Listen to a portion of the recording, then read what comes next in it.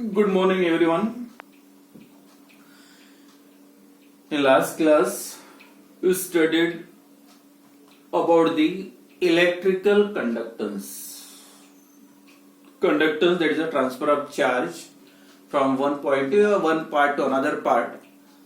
If the transfer of charge takes place through a metallic conductor that is like metallic rod, metallic wire, by the flow of electrons, that is called as electronic or metallic conduction. And second, the transfer of charge or flow of electricity takes place through the solution by a flow of electrons, by the flow of ions, that is called as electrolytic or ionic conductance. To conductance, there are two types, electronic and second ionic, or metallic or electrolytic. Then next topic है electrical conductance of solution. तो इसका थोड़ा सा part जो आपने physics में already पढ़ा होगा, it is according to Ohm's law. What is Ohm's law? The electrical resistance of conductor. कोई भी कंडक्टर का रेजिस्टेंस का मतलब जो करंट फ्लो होता है कोई वायर में से, तो जो उसको अपोज होता है, that is called as the resistance. इसका मतलब करंट फ्लो हो रहा कोई भी एक वायर में से या रॉड में से, तो अपोज कम रहेगा तो करंट ज्यादा फ्लो होगा, या अपोज ज्यादा रहेगा तो करंट कम फ्लो होगा. तो सीधा सीधा क्लियर है, रेजिस्टेंस और कंडक्टेंस, तो दोनों का रिलेशन क्या होना चाहिए? They are inversely proportional to each other. Current ज्यादा फ्लो होता है तो उसका मतलब रेजिस्टेंस कम है, रेजिस्टेंस ज्यादा है तो करंट कम फ्लो होगा. तो दो electrical resistance of according to Ohm's law,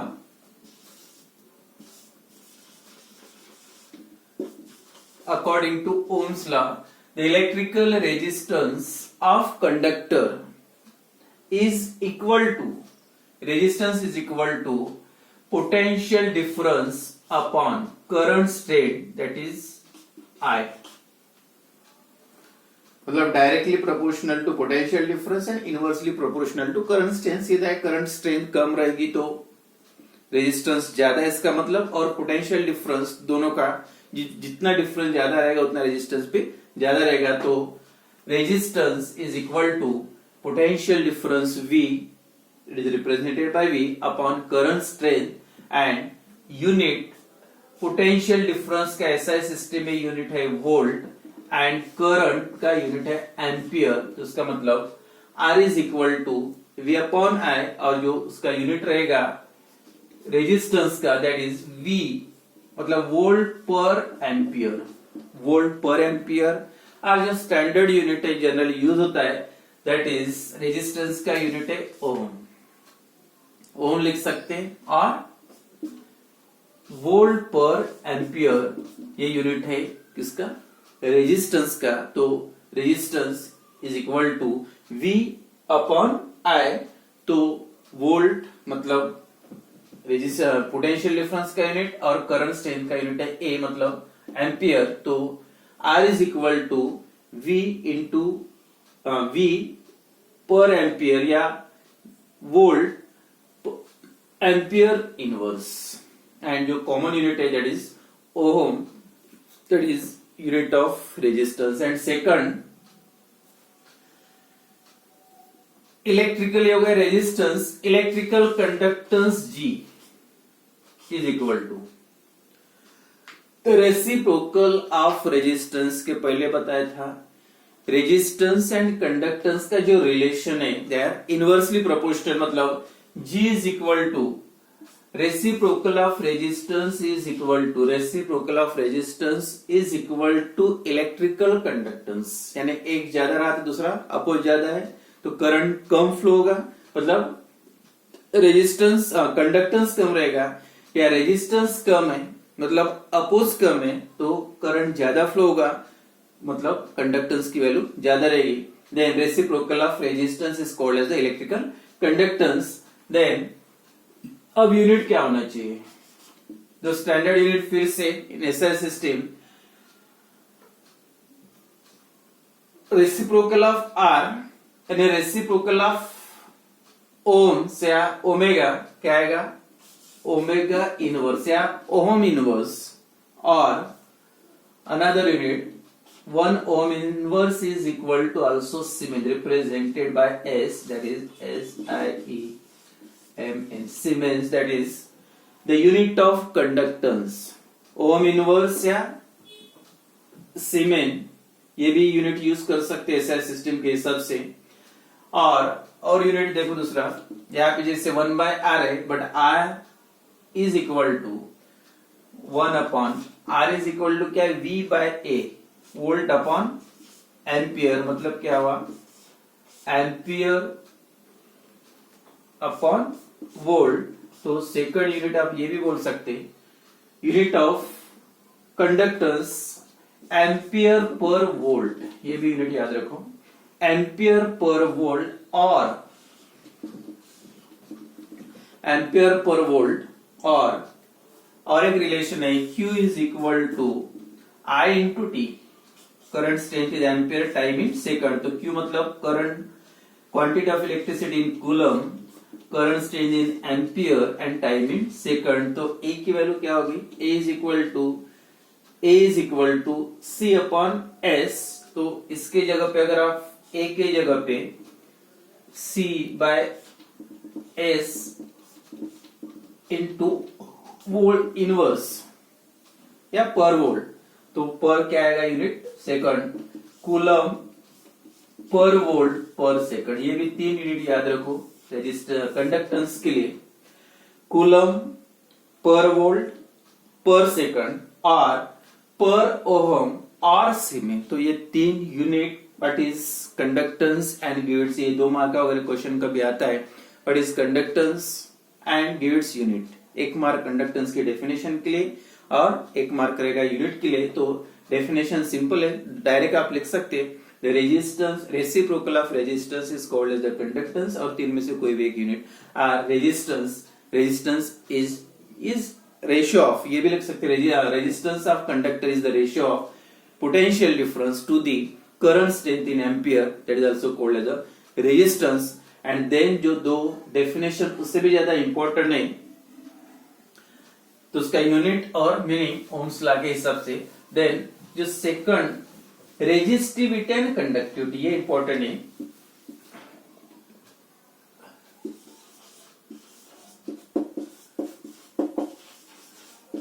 resistivity that is represented by रो।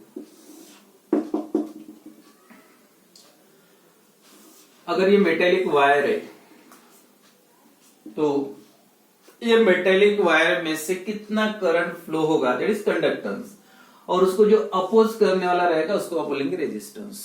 तो एक कंडक्टिंग मटेरियल है और दूसरा कंडक्टिंग मटेरियल सेम मटेरियल है, बस थोड़ा सा उसका जो शेप अलग है। ये और ये एक ही है, मटेरियल सेम है, दोनों को आप कंडक्टर बोल सकते हैं, दोनों में से इलेक्ट्रिक करंट पास हो सकता है, therefore they are conductors. But shape देखो इसका जो क्रॉस सेक्शनल एरिया ज्यादा है और ये कंडक्टर की लेंथ ज्यादा है। तो दोनों का अगर कंपैरिजन किया, रेजिस्टेंस, या आप सीधा सीधा जनरल एग्जांपल ले सकते, कोई पाइप में से वाटर पास हो रहा, अगर वो पाइप का डायमीटर ज्यादा है, साइज बड़े है, तो वाटर इजीली पास होगा। पास हो रहा मतलब रेजिस्टेंस लेस है, कंडक्टेंस ज्यादा है। और वही water if it pass through this pipe having smaller diameter, और छोटा अगर डायमीटर है उसमें से पास करोगे तो अपोज ज्यादा रहेगा। अपोज ज्यादा का मतलब रेजिस्टेंस की वैल्यू ज्यादा रहेगी और फ्लो कम होगा, देयरफॉर इज द कंडक्टेंस की वैल्यू। तो उसका मतलब क्लियर है, the resistance of conductor is directly proportional to length, यानी जितनी लेंथ ज्यादा रहेगी कंडक्टर की उतनी अपोज ज्यादा रहेगा, मतलब रेजिस्टेंस ज्यादा रहेगा, and inversely proportional to the area of cross section. तो जितना एरिया बड़ा रहेगा और एरिया बड़ा रहेगा तो मतलब जो पाइप का डायमीटर बड़ा रहेगा तो उसमें से इजीली पास होगा। जैसे वाटर, जैसे एक सेम एग्जांपल करंट के लिए, तो करंट भी ज्यादा पास होगा, मतलब कंडक्टेंस ज्यादा है तो रेजिस्टेंस कम रहेगा, और रेजिस्टेंस ज्यादा है तो कंडक्टेंस कम रहेगा। तो ये 2 पॉइंट याद रखो। The resistance of conductor is directly proportional to the length and inversely proportional to the length of conductor and inversely proportional to the area of cross section। Area of cross section ज्यादा होगा तो resistance कम रहेगा, या length ज्यादा होगी तो resistance भी ज्यादा रहेगा। तो ये relation directly proportional to length and inversely proportional to area of cross section R, that is directly proportional to length and inversely proportional to area of cross section. Then R is equal to rho, that is proportionality constant, into L upon A, and this rho is also called as the resistivity। definition important है, उसका unit भी important है। This rho is called as the resistivity rho। तो meaning क्या होना चाहिए, if L is equal to 1, अगर जो भी कंडक्टर होगा, ये कंडक्टर है, उसकी लेंथ, ये कंडक्टर की लेंथ सपोज 1 मीटर है या 1 सेंटीमीटर भी ले सकते हैं, and area of cross section is 1 metre square है। सेंटीमीटर तो ये सेंटीमीटर स्क्वायर, 1 मीटर तो ये भी क्या रहेगा 1 metre square. The length of conductor is 1 metre, area of cross section of conductor is 1 metre square. Then क्या हुआ, एक relation, then R is equal to rho. L की वैल्यू 1, A की वैल्यू 1, तो उसका मतलब क्या हुआ, R is equal to rho क्या है, रेजिस्टिविटी क्या है, it is a resistance of conductor having, simple definition है, ये डेफिनेशन इंपॉर्टेंट है रेजिस्टिविटी की, एंड गिव इट्स यूनिट, ये भी आते हैं, define resistivity and give its unit. तो सीधी सीधी डेफिनेशन है, जब L की वैल्यू 1 रहेगी मतलब length of conductor is 1 metre, area of cross section of conductor is 1 metre square, then resistance is equal to resistivity, तभी उसको आप रेजिस्टिविटी बोल सकते।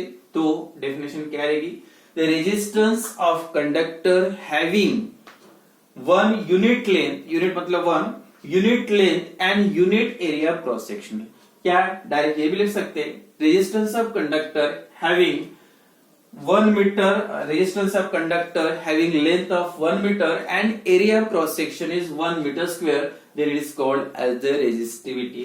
अब यूनिट क्या आना चाहिए, यूनिट लिखना है तो therefore rho is equal to R into A by L, और रेजिस्टेंस के लिए यूनिट क्या है, ओम, और A का मतलब मीटर स्क्वायर और L का मतलब मीटर, तो एक M कैंसिल होगा तो क्या बचेगा यूनिट, ओहम मीटर या ओहम सेंटीमीटर। तो that is a unit of resistivity. तो what is resistivity and give its unit. अगर ये आता है क्वेश्चन तो रेजिस्टिविटी के सिंपल डेफिनेशन है, resistivity means resistance of conductor having length of 1 metre and area of cross section is 1 metre square, या ये भी लिख सकते हैं resistance of conductor having unit length and unit area of cross section. Unit बोलो या 1 बोलो, मतलब एक के।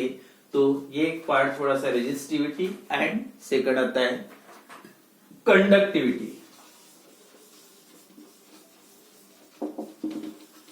Resistivity and second conductivity that represented by K. Same उसका अपोजिट रेजिस्टिविटी एंड कंडक्टिविटी। जैसे R resistance is directly proportional to length and inversely proportional to area of cross section. अब conductance G का क्या होना चाहिए, और दोनों का रिलेशन इनवर्स है, तो G इज डायरेक्टली, जितना एरिया ज्यादा रहेगा उतना करंट ज्यादा पास होगा, और जितनी लेंथ बड़ी रहेगी उतना करंट कम पास होगा। मतलब conductance of conductor is directly proportional to area of cross section and inversely proportional to the length। Totally उसका अपोजिट, और इसका रिलेशन भी पता है, G is equal to 1 बार है तो सीधा सीधा क्लियर है, directly proportional to A and inversely proportional to L। then G is equal to K into मतलब कंडक्टिविटी A upon L। तो के का मतलब क्या है, this K is called as conductivity of solution या कंडक्टिविटी ऑफ कंडक्टर। अब फिर से के की डेफिनेशन क्या होगी, K is equal to, if A is equal to 1 metre या यूनिट मीटर, 1 मीटर 1 सेंटीमीटर चलेगा, 1 metre square, and L is equal to 1 metre, then G is equal to K. तो के क्या है, इट इज जी। के का मतलब जी है, मतलब कंडक्टिविटी एंड कंडक्टेंस एक ही है, और कितना है, जब जो भी कंडक्टर रहेगा जिसमें से भी करंट पास हो रहा, अगर ये कंडक्टर का फिर से वही, अगर एरिया 1 मीटर है इसका और लेंथ 1 मीटर स्क्वायर एरिया और लेंथ 1 मीटर है, तब उसका जो भी कंडक्टेंस आएगा, that conductance is called as a conductivity. क्या है conductivity? The conductance of conductor having a length of unit metre and area, having unit length and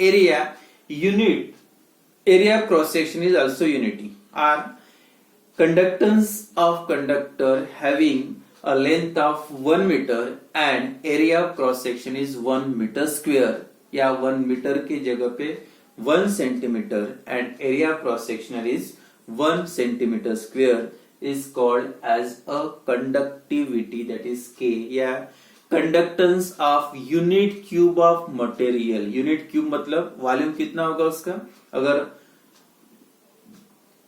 area of cross section की value 1 है, लेंथ की value 1 है, तो volume हो जाएगा, volume की वैल्यू भी आल्सो 1 आएगी।